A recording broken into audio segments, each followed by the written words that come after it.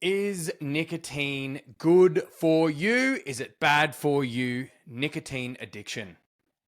Man, if you have been bitten by the nicotine bug, you'll know that that is a very tough subject to open up about. I don't smoke. I don't like smoking. We all know smoking is bad for you. Yet why do they make it so cool? It's not good. We know that, right? And when I was younger, when I was drinking at 18 years of age, I would smoke.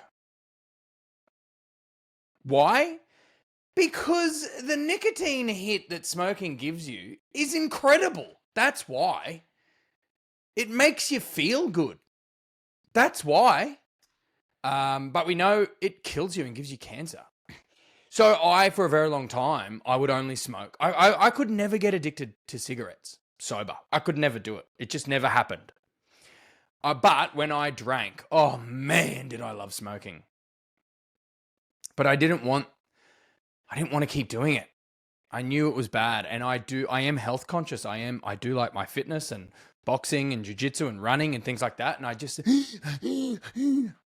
but when you're with your mates and you're 20 and they're doing it and you've had a few drinks, your inability, you don't have the ability to say no. Your arm is so rubbery.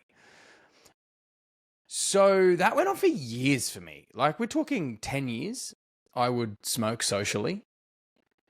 Yeah, no good. I like I said, I never did it sober, but it was always socially. And I would almost count the drinks. So like, oh, I made it to 6 drinks without getting a cigarette, so I'm okay. Whereas when it was bad, it was, I would want to have a drink. I would have a drink so I could have a cigarette because I wanted one. And I was like, no, but I only do it when I drink. And I had these rules around it. Then about 4 years ago, vapes came out. These were before the disposable ones. These were like only a handful of people could get them, and you'd have to import them from New Zealand. And I got a vape, and I was like, this is way better than smoking. This is so much better. But I got addicted to nicotine when I wasn't drinking with the vape. Because the vape I thought was better for you, because that's what everyone thought when they first came out, they're not bad for you, I would do it sober, and I would do it all day, and I would do it every day. No good. Then I got to the point where I would wake up in the middle of the night and I would roll over and I would grab the vape and I would and then go back to sleep. And I would do that 4 or 5 times a night. And the moment I woke up, bang, I was sucking on the vape. And I did it all day until I fell asleep. And I was like, this isn't good. Whether we don't fully know if vaping is bad for you or good for you. We don't know that information. We don't have that data. And you're vaping a lot. This isn't okay. So to get off the vapes, I got nicotine pouches, like Zyn and Velvo and Lynx. Oh, there's so many different brands. But Zyn has become really popular on podcasts all over the world now. I know like Two Bears, One Cave, they do it all the time. Nicotine. And then you start doing all this research, right? Andrew Huberman come out and all these, what else is his name? Alex Hormozi. They use nicotine because supposedly nicotine is good for your neural pathways. It's a stimulant. It wakes you up. It makes you more alert. Now, listen, I'm the kind of guy that I'm all or nothing. So if I drink, I've stopped drinking. I haven't drunk for almost a year. I don't drink anymore. But when I did drink, I would drink a lot. And when I would smoke the whole packet. And so when I was vaping, I would vape all day. And now with these little nicotine pouches, I started out with like 1 or 2 to 3 a day. Within the month, I'm having a whole tube, which was probably 30 a day. And they were, each little pouch was probably equivalent to 17 grams of nicotine. And then I would double them up and put one in each side of my mouth. Yeah, I went really, really hard and I had to get off that. I don't know if nicotine is supposedly it can be good for your brain. Okay. But I found it made me really lethargic. Like those little nicotine pouches, I would overdo it. And I would have so many in at once that I would throw up. And I would constantly have one in all day. And I actually got tired. Like it made me so lethargic I couldn't get off the couch. And then I started prioritizing them. I would prioritize having a nicotine pouch over eating. I would always plan, like, where am I going? How long am I going to be without them? Where, like, can I have one in my pocket all the time? Like, I couldn't be within arm's length without my nicotine pouch had to be within reach 24 hours of the day. So good or bad for you is irrelevant. What I found is it had a hold over me. I didn't like that something had a hold over me. And so I stopped drinking and nicotine all in one hit. So I stopped the nicotine pouches. And I was doing really, really well up until Christmas, where I caught up with someone for Christmas and they had it. And I was like, give me one. Because, man, I have a weak, rubbery arm when it comes to things that I enjoy, that I know that are bad for me. And I went without for maybe 7 months. I was 7 months without it until Christmas. And then for some silly reason, so with the nicotine pouches, you've got to order them from overseas. And it takes a week. And if you're going to do that, then I may as well buy like 5 rolls. And each roll has 10 pouches in there. And each pouch has about 30 little individual gum things. So it's like $350. And that's a commitment. So I'm like, I won't.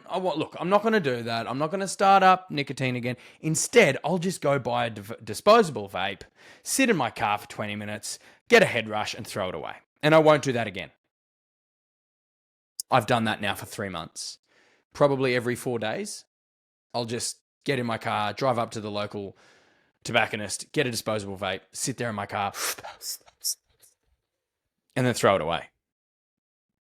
It's really frustrating. It's really frustrating.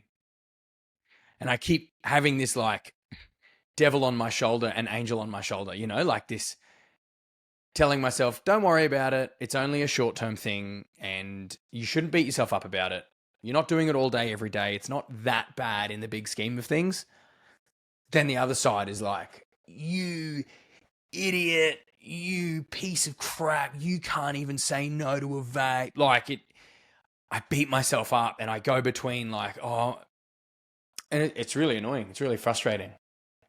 Nicotine addiction, man. If you get bitten by the nicotine bug, it is a lifelong struggle. And I hand it to people who, those stories where they give up nicotine, like they're a pack-a-day smoker, and then one day they wake up and go, I'm not smoking again, and they go cold turkey. Woo! I knew a guy, that same situation, he was a pack-a-day smoker for like 30 years, gave up, he went into hospital. His body was that accustomed to nicotine and created and developed that much of a dependency that he became very, very sick if he didn't have a cigarette.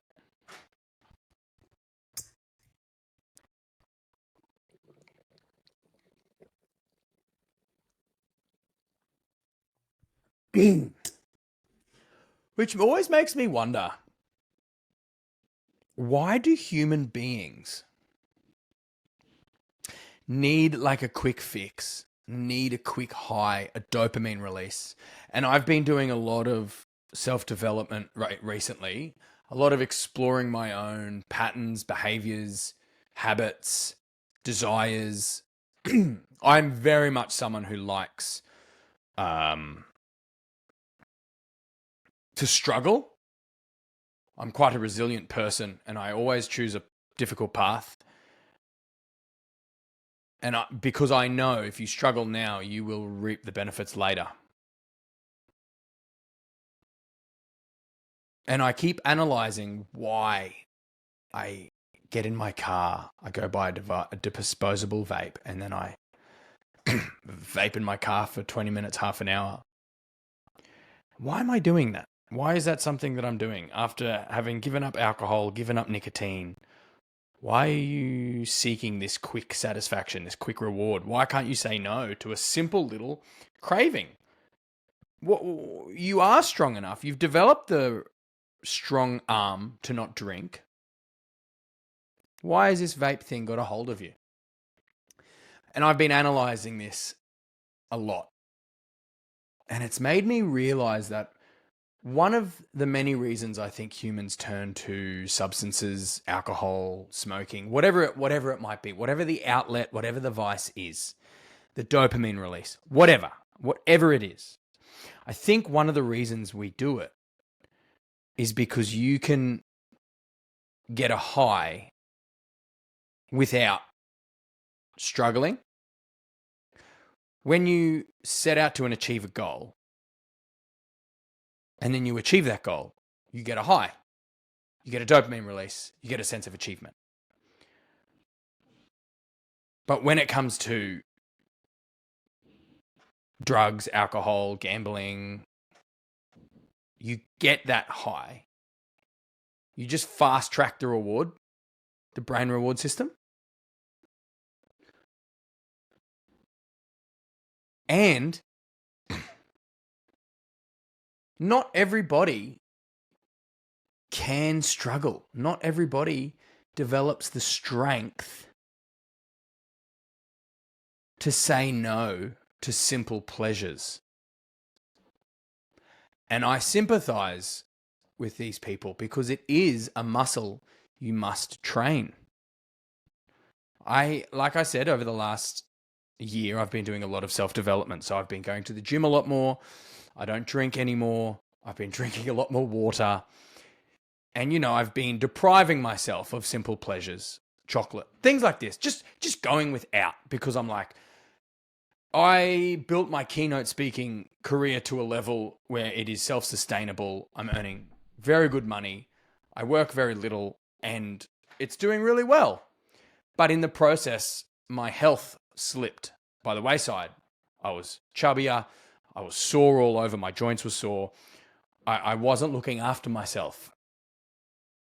And I dare say, as a stress relief, I would drink as a way to kind of just escape. I would drink. And I thought, I'm not going to do that. I'm going to prioritize my body because I want to live a long time and enjoy the fruits of my labor. And I want to be healthy, a healthy dad. Because now with my daughter, she's 13 months of age. And I want to be able to be there through her youth and still be young and active. So I'm prioritizing my body and my health. Yeah, but for some reason,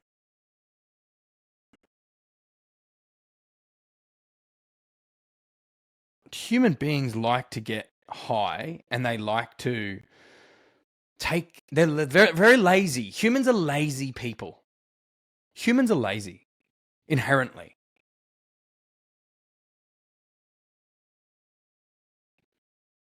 I think that's a really important thing to understand.